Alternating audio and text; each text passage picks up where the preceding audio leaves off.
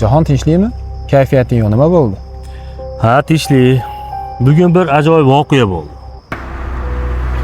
Ishxonamiz zakasi bo'ladi. Bu onasini emsa, turgan mashinamizga oldi.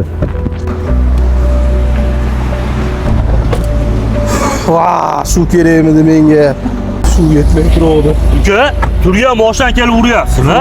Nimalar qilyapsiz? Aka, telefonga hayolim ketib qopti aka. Me'mor uzr aka. Chekroq qoling. Xo'p aka.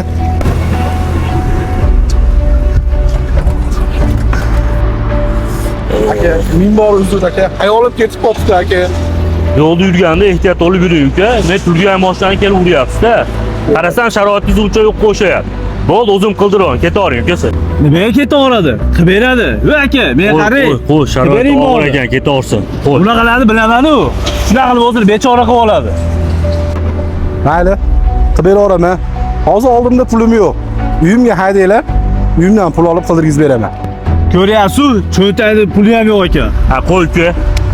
Yo'q, uyda olib beradi aka. Qani aka, yuring uyga. Ketdi, mening mashinangiz. Akalar, kelinglar. Qo'shnilar oldida biroz hijolat aka. Ichkari kiraylik, ichkarida gaplashamiz. Bo'pti. Akalar, mashinangizda orqa buferi necha pul? 2 million turadi. Aka, bir iltimosim bor edi. Nogiron ukam bor. Shunga arava chop beraman deb anchadan beri ishlab pul yig'atdim. 1 million 100 ming so'm pulim bor hozir. Qolganini bir haftaning ichida qilib beraman. Xo'p desiz aka? Xo'p, mayli. Olib chiqing, uka. Xo'p.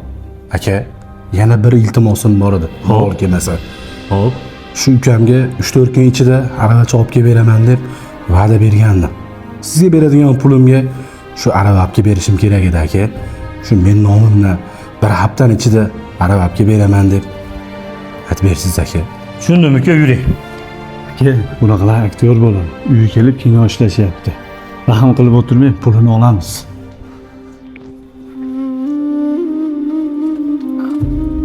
Uka, sen oldinga mehmonlar keldi. Keling. Olmay ukam. Yaxshimisiz?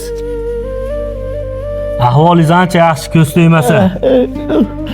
Aka, sizga arava chapib kelib beraman dedimmi? Aka, menga. O'zim bir haftada sizga olib kelib beraman.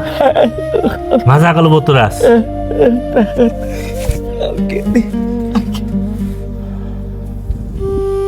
Shundan beri hech ko'nglim yorishmayapti.